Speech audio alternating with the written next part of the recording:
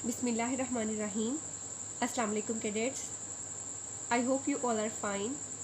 Cadets, in our previous lecture we discussed about question number 4 of exercise 15, in which we use Pythagoras theorem to find the length of AD, and secondly we find the area of triangle ABC. Today we have to start question number 6, because here is question number 5, and in this question you have to prove this term. Quadrilateral को use करके आपने proof करना है. जैसे कि मैं आपको already बता चुकी हूँ, आपके पास जो प्रूफ्स होते हैं वो क्वेश्चन नंबर यूनिट नंबर 12 और यूनिट नंबर 16 से आते हैं. तो यहाँ इन चैप्टर से प्रूफ आपको कभी भी नहीं आता, तो इस क्वेश्चन को हम अभी डिस्कस नहीं करेंगे. ठीक है, जो बेसिकली करने वाले टर्म्स वाले समझने वाले क्वेश्चन हैं वो मैं आपको समझाती हूँ. नेक्स्ट आपके पास है क्वेश्चन नंबर 6. बहुत ईजी है, जस्ट आपने इसको एक बार अच्छे से अंडरस्टैंड करना है. मैं आपको बता देती हूँ, ये थोड़ा लेंथी है लेकिन ये बहुत ज़्यादा आसान क्वेश्चन है. ठीक है, डिफ़िकल्ट हरगिज़ नहीं है, बहुत ज़्यादा इजी क्वेश्चन है. इसके 2 पार्ट्स हैं. पहला पार्ट डिस्कस करते हैं, फिर दूसरा पार्ट डिस्कस करेंगे.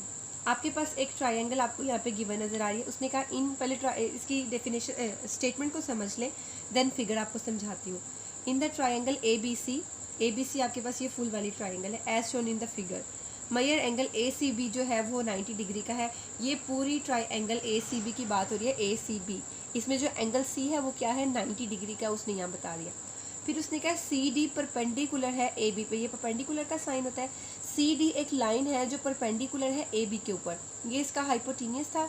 ये सी से डी तक एक लाइन उसने ड्रॉ किया और इसको इस तरह ड्रॉ किया. ये परपेंडिकुलर है. ठीक है, इसको अगर मैं इस तरह से करके देखूँ, ये देखें ट्रायंगल को अगर आप इस तरह करके देखें तो ये आपके पास क्या है, बिल्कुल एक परपेंडिकुलर है. ठीक है, इसका मतलब है ये परपेंडिकुलर ड्रॉ किया है, तो परपेंडिकुलर जब भी ड्रॉ करते हैं वो 90 डिग्री का एंगल बनाता है, तो ये 90 डिग्री का एंगल बनेगा. ये एंगल जो है ये 90 डिग्री का इधर उधर एंगल बना रहा है. ठीक है, तो आपने ये नहीं कहना कि ये टेढ़ी लाइन है. ये मैंने आपको तिरछी करके बता दिया कि किस तरह ये 90 डिग्री का एंगल बनाता है. उसने गिवन दिया कि वो परपेंडिकुलर है. फाइंड द लेंथ, आपने लेंथ फाइंड करनी है ए की, एच की और बी की. और 2 लेंथ हमें गिवन है. बी डी की लेंथ गिवन है, बी से डी की 5 सेंटीमीटर है, और ए से डी की जो है वो 7 यूनिट्स आपको गिवन है.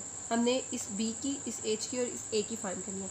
इसमें 3 ट्रायंगल्स बन रही हैं. पहले ये देख लें. पहली बड़ी फुल वाली ट्रायंगल ए सी बी, ये ट्रायंगल बन गया.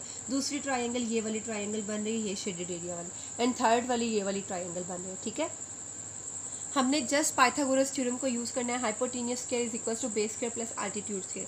आपको पता है, आपको ये यूज़ करना आता है. जो आपके पास पाइथागोरस थ्योरम है, इसको अप्लाई किस तरह करना है, बस आपको ये अगर समझ आ जाती है तो पूरा क्वेश्चन इजीली समझ आ जाता है.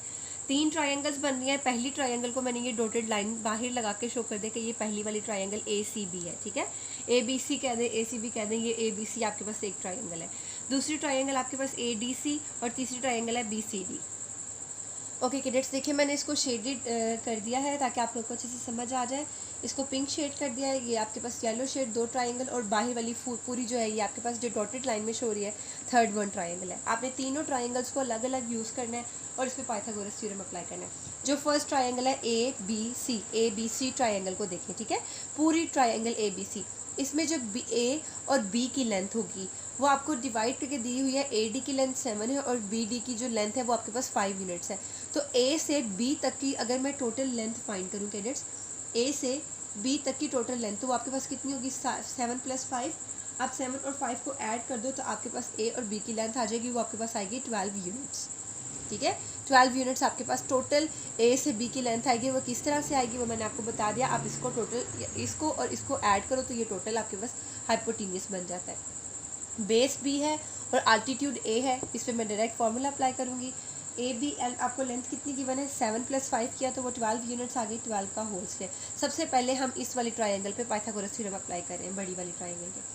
ए सी किसके इक्वल है, ए सी बी के इक्वल है, तो यहाँ बी का स्क्वायर आ जाएगा क्योंकि ए सी की value B plus B C की वैल्यू क्या गिवन है ए, तो यहाँ पे ए का स्क्वायर आ जाएगा. 12 का स्क्वायर ओपन करूँ तो 12 12 144 होता है, is equals to B square plus A square. इसको अरेंज करके अगर मैं लिखूँ तो B square plus A square is equals to 144. ये मेरे पास इसकी फर्स्ट इक्वेशन आ गई. इसको मैंने इक्वेशन 1 का नेम देता. ठीक है, अब मैंने सेकेंड ट्रायंगल को सॉल्व करना है. Triangle B D C, B ये येलो वाली ट्रायंगल को सॉल्व करते हैं पहले ऊपर से. ठीक है, बी डी और सी. अब इस ट्रायंगल में आपको कैसे पता चलेगा कि आपके पास हाइपोटेनियस क्या है, तो पहली बात बता दूं, उसने कहा था सी और डी जो है ये आपके पास क्या है, परपेंडिकुलर है इसके ऊपर। तो जो परपेंडिकुलर होता है वो 90 डिग्री का एंगल बनाता है। आपकी बुक में यहाँ पे छोटा सा इस तरह ब्लॉक बना हुआ है, इसका मतलब है ये 90 डिग्री का एंगल बना रहा है, ठीक है। तो 90 डिग्री के एंगल के जो ऑपोजिट साइड होती है, बिल्कुल ऑपोजिट साइड, वो आपके पास क्या होती है, हाइपोटेन्यूस होती है। ये आपने हमेशा याद रखना है। यहाँ पे ये थोड़ी टेढ़ी करके ट्राइंगल, जब आप इसको देखेंगे तो आपको पता चलेगा ये आपके पास बेसिकली हाइपोटेनियस ही है, क्योंकि हाइपोटेनियस की कंडीशन क्या होती है कि वो 90 डिग्री के ऑपोजिट एंगल पे होती है। और ये 90 डिग्री का कैसे एंगल है, सी डी जो है वो ए इसके ऊपर परपेंडिकुलर है, और परपेंडिकुलर जो होता है वो 90 का एंगल बनाता है। सो हाइपोटेनियस आपके पास ये होगा। अब आप इसको बेस और इसको हाइट जो मर्जी आप कह रहे हैं, ठीक है। तो हम इसको 5 को बेस कह देते हैं, ये छोटी और ये हाइट ज़्यादा, तो इसको आल्टीट्यूड कह देते हैं, क्योंकि ये 90 डिग्री का एंगल इस तरह बना रहा है तो हम इसको आल्टीट्यूड कह देते हैं। तो आपके पास बी सी हाइपोटेनियस हो गया, बी सी हाइपोटेनियस है, बी डी बेस का स्क्वायर आ जाएगा, और ये डी सी जो है सी डी आपके पास किसका आ जाएगा, आल्टीट्यूड। तो बी सी की जगह बी सी की वैल्यू पुट कर देंगे, हाइपोटेनियस ए का स्क्वायर गिवन है, बी डी की जगह बी डी की value 5 square plus C D आपके पास किसके इक्वल है, एच के स्क्वायर के इक्वल। हाइट हमें गिवन नहीं है ना, तो हमने इसकी जगह एच पुट कर दिया। तो हम अब इसको सॉल्व कर लेंगे, ए स्क्वायर इज इक्वल्स टू 5 का स्क्वायर करें तो 25 आता है, प्लस एच स्क्वायर आ जाएगा। अगर मैं इसको अरेंज करके लिखना चाहूँ तो भी लिख सकती हूँ, अगर ऐसे लिख दे तो भी ठीक है। ये आपके पास सेकेंड इक्वेशन आ गई कैडेट्स। अब आपने पहले आपने ए बी और एच की बेसिकली वैल्यू फाइंड करनी है, ठीक है। अब पहले बड़ी वाली ट्रायंगल पे पाइथागोरस थ्योरम अप्लाई कर दिया, और येलो शेडेड एरिया पे भी अप्लाई कर दिया। अब आपने किस पे अप्लाई करना है, ए सी डी पे। ए सी डी पे आपने क्या करना है, ये जो शेडेड एरिया इस पे आपने क्या अप्लाई कर देना है, पाइथागोरस थ्योरम अप्लाई कर देना है। इस पे पाइथागोरस थ्योरम अप्लाई करना है, तो ये देखिए ये आपके पास क्या है, 90 डिग्री का एंगल बना रहा है। 90 डिग्री का एंगल ये बना रहा है, तो इसका जो अपोजिट साइड होगी वो आपके पास क्या होगी, इसकी हाइपोटेनियस होगा। अब इसका जो 90 डिग्री का एंगल ये है, तो इसकी ऑपोजिट साइड यहाँ पे देखें, तो इसकी ऑपोजिट साइड ये है, तो ये इसका हाइपोटेनियस होगा। आपने अब यहाँ पे ये नहीं देखना कि ये तिरछी लाइन है या नहीं, आपको हाइपोटेनियस की डेफिनेशन पता होनी चाहिए। 90 डिग्री के ऑपोजिट एंगल जो होता है, ऑपोजिट साइड होती है, वो हमेशा क्या होती है, आपके पास हाइपोटेनियस होती है। तो ये आपके पास हाइपोटेनियस आ जाएगी। ए डी जिसकी लेंथ गिवन है ये आपके पास बेस आ जाएगी, और ये एच जो है ये इसकी हाइट है, ये एच ही लिखा हुआ है, तो हाइट अल्टीट्यूड होती है, ये अल्टीट्यूड होगा, ठीक है। तो अब इसकी वैल्यूज पुट कर दें। ये ट्रायंगल मैंने यहाँ पे भी आपको समझाने के लिए बनाई है। ये 90 डिग्री का एंगल क्यों बनाता है, क्योंकि सी डी इसके ऊपर परपेंडिकुलर है, 90 डिग्री का एंगल बनाता है। इसके ऑपोजिट साइड हाइपोटेनियस होती है, ए सी हाइपोटेनियस है, इसकी वैल्यू बी है, इसका स्क्वायर आ जाएगा। ए डी आपके पास बेस है, वो 7 उसकी वैल्यू गिवन है, जिसकी वैल्यू गिवन होती है वो हमारे पास बेस है। अब ये सी डी हाइट है, तो ऑलरेडी हाइट जो है आल्टीट्यूड होता है, तो इसको हमने एच स्क्वायर कर दिया, ठीक है। अब इसको सॉल्व कर लेते हैं। B square is equal to 7 का स्क्वायर 49 प्लस एच स्क्वायर आ जाएगा, और ये आपके पास थर्ड इक्वेशन आ गई। अभी आपको याद होगा, अभी आपने सेकंड इक्वेशन को सॉल्व किया था।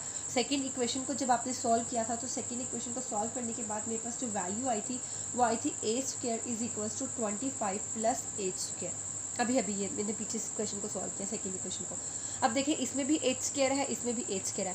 हमने ए बी और एच की वैल्यू फाइंड करनी है। तो सबसे पहले अगर एच की वैल्यू फाइंड करने के लिए दो चीज़ों को सेम हो तो उसको कैंसिल करते हैं सब्ट्रैक्ट करके इक्वेशंस को, और देन हम थर्ड वन की वैल्यू फाइंड कर लेते हैं। अब इसमें एच और एच सेम है ना, आई एम सॉरी, हम क्या करेंगे, सेकेंड इक्वेशन और थर्ड इक्वेशन को सॉल्व करेंगे। आप लिखें subtract equation 3 equation 2 from equation 3, जो मर्जी कर दे। इक्वेशन 2 फ्रॉम इक्वेशन 3, हम इक्वेशन 2 को इक्वेशन 3 में से सब्ट्रैक्ट करें। राइट हैंड साइड को राइट हैंड साइड में से और लेफ्ट हैंड साइड को लेफ्ट हैंड साइड में से सब्ट्रैक्ट करते हैं। मैं यहाँ ब्लॉक बना देती हूँ ताकि आप लोग इसको इजीली अंडरस्टैंड कर सकें, ठीक है।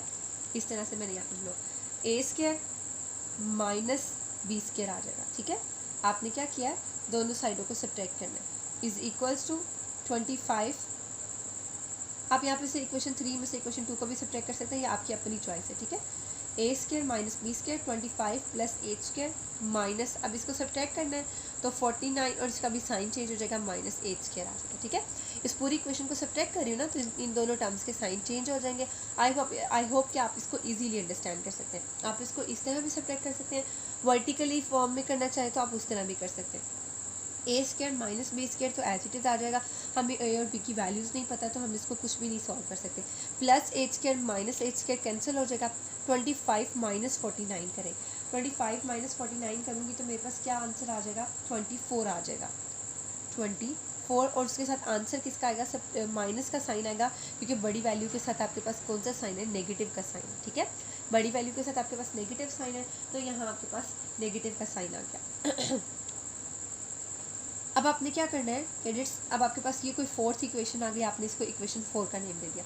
अब आपको याद आएगा कि जब आपने फर्स्ट वाले ट्राइंगल को सॉल्व किया था इसको, तो इक्वेशन 1 आपके पास क्या आई थी, B square plus A square is equals to 144।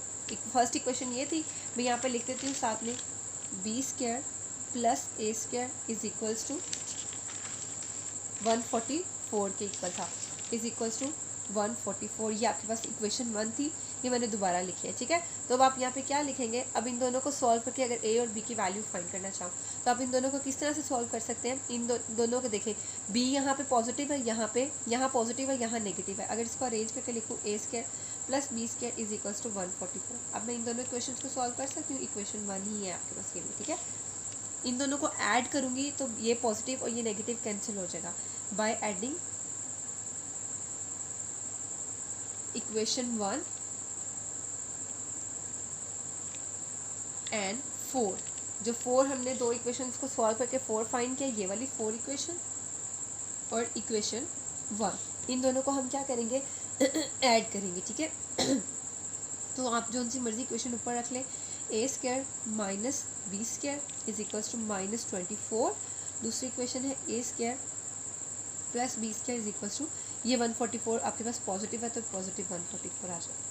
अब आप देखें, इसका कोफिशिएंट भी 1 है, इसका कोफिशिएंट भी 1 है। आपको पता है हम इनको नहीं ऐड करते, ये कॉमन होता है, इसको वन टाइम लिखते हैं। जैसे वेरिएबल एक्स और एक्स हो तो उसको एज इट इज़ लिखते हैं, हम इनके कोफिशिएंट्स को ऐड करते हैं, 2a स्क्वायर आ जाएगा, plus minus same value cancel out each other is equals to. अब आपने 144 में से क्या करना है, 24 को सब्ट्रैक्ट कर देना है। 144 में से 24 को सब्ट्रैक्ट किया तो एग्जैक्ट 120 आएगा। अब देखें बड़ी वैल्यू के साथ पॉजिटिव साइन है तो यहाँ पे पॉजिटिव ही रहेगा। अब 2 इधर मल्टीप्लाई हो रहा है, 2 इधर आके डिवाइड हो जाएगा, ठीक है। तो 120 डिवाइडेड बाय 2 आपके पास इस तरह से आ जाएगा, ठीक है। आपने की बुक्स को फॉलो नहीं करना, आप अक्सर की बुक्स को फॉलो करके मिस्टेक कर लेते हो। जिस पैटर्न से मैं आपको समझाऊँ आप उसी पैटर्न से समझा करें, चीज़ें आगे पीछे होती हैं लेकिन आंसर आपका सेम आना चाहिए। 2 6 12 और 0, ए स्क्वायर इज इक्वल्स टू 60। जबकि क्वेश्चन में डिमांड थी आपको ए की वैल्यू चाहिए। अब यहाँ पे ए स्क्वायर है तो आप क्या कर रहे हैं, taking square root on both side, taking square root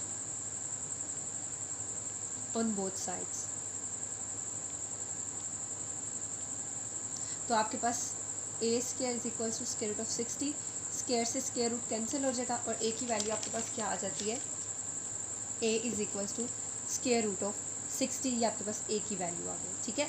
अब आप ए की वैल्यू इनमें से किसी भी इक्वेशन में पुट कर दें और उसको सॉल्व करके आप बी की वैल्यू फाइंड कर सकते हैं। आप किसी भी एक इक्वेशन में पुट कर सकते हैं, इसमें भी जिसमें ए और बी होगा, ये दो इक्वेशंस लिखे, इसमें ए बी इन्वॉल्व हो रहा है, इसमें इन्वॉल्व हो रहा है, आप दोनों में से किसी में भी पुट कर दें। तो आप मैं इसमें से पुट कर देती हूँ इक्वेशन 4 में, put a is equals to square root of 60 in equation 4, और वो आपके पास क्या थी, a square minus B square is equals to -24। याद रहे यहाँ -24 है आपके पास, क्योंकि बड़ी वैल्यू के साथ नेगेटिव साइन था। अगर आप साइन की मिस्टेक करेंगे तो आपका क्वेश्चन रॉन्ग हो जाएगा, ठीक है। तो ए की जगह हम ए की वैल्यू पुट कर देंगे, दैट इज 60। अब याद रहे ए की वैल्यू है, जब ए का स्क्वायर अप्लाई करूँगी तो इस टर्म का स्क्वायर अप्लाई करूँगी, minus B square is equals to -24, okay. Square से स्क्वायर रूट क्या हो जाएगा, cancel, 60 minus B square is equals to -24। अब ये माइनस से प्लस 60 ऑपोजिट साइड पे जाके क्या हो जाएगा, -60 हो जाएगा। अगर आप चाहें तो प्लस -24 को ऑपोजिट इधर वाली साइड पे लें, ये +24 हो जाएगा, माइनस बी स्क्वायर को उधर ले जाए और ये प्लस बी स्क्वायर हो जाएगा, ठीक है। एक ही बात है, अगर आप इसको उधर ले जाएंगे तो नेगेटिव से नेगेटिव कैंसिल करके भी हम इसको सॉल्व कर सकते हैं। 60 + 24 करूँ तो मेरे पास क्या आ जाता है, 484 आ जाएगा, is equals to B square. अब मुझे क्या चाहिए, सिर्फ बी की वैल्यू चाहिए, taking square root on both side, okay. आपने taking square root on both side, दोनों साइडों पे स्क्वायर रूट ले लिया तो आपके पास क्या, स्क्वायर से स्क्वायर रूट कैंसिल हो गया, स्क्वायर रूट ऑफ 84। आप चाहें तो इस तरह भी लिखा रहने दे सकते हैं। 84 की फैक्टराइजेशन करूँ तो मेरे पास आता है 4 × 21। 4 is a perfect square of 2, तो 2 आपके पास बाहर आ जाएगा और 21 एज इट इज़ इसके ऊपर square root as it is रहेगा, आप इसके ऊपर इसी तरह स्क्वायर रूट ले लेंगे, ठीक है। तो अब आपके पास b की वैल्यू क्या आ गई है, that is 2 square root of 21, a की वैल्यू स्क्वायर रूट ऑफ 60। अब आपने क्या करना है, put the value of a and B, आप इसमें से ए की वैल्यू पुट कर दो या बी की वैल्यू पुट कर दो। इक्वेशन इस वाली इक्वेशन में पुट कर दो तो ए की वैल्यू पुट करोगे, इसमें पुट करो तो बी की वैल्यू पुट करोगे, और किसी में भी पुट करके आप एज की वैल्यू फाइंड कर सकते हो। हम 2 में पुट कर देते हैं। ओके कैडेट्स, इक्वेशन 2 में पुट करोगे तो याद रहे, अगर इक्वेशन 2 में पुट करना है तो ए की वैल्यू पुट करोगे, इसमें थर्ड में पुट करना है तो बी की वैल्यू पुट करोगे। मैंने इक्वेशन 2 लिए, इसमें ए की वैल्यू 60 पुट कर दी। ए का स्क्वायर था तो 60 स्क्वायर रूट ऑफ 60 का स्क्वायर आ गया, स्क्वायर से square root cancel, 25 plus A square, 25 opposite side पे आके सब्ट्रैक्ट हो जाएगा, 60 माइनस 25 किया तो 35 आता है आपके पास, ठीक है। इधर आपके पास किसके इक्वल आ जाता है, 35 के इक्वल। अब एच की वैल्यू चाहिए, यहाँ एच स्क्वायर गिवन है, taking square root on both side, square से स्क्वायर रूट कैंसिल, एच की वैल्यू 35 आ गई। बहुत इजी क्वेश्चन था, लेंथी था बट डिफिकल्ट बिल्कुल नहीं है। तीनों ट्राइंगल पे अलग अलग पाइथागोरस थ्योरम अप्लाई किया, इक्वेशंस आ गई, उनको सॉल्व किया और ए बी और एच की वैल्यू फाइंड कर दी। आई होप आपने इसको इजीली अंडरस्टैंड कर लिया होगा। नेक्स्ट क्वेश्चन सॉल्व करते हैं।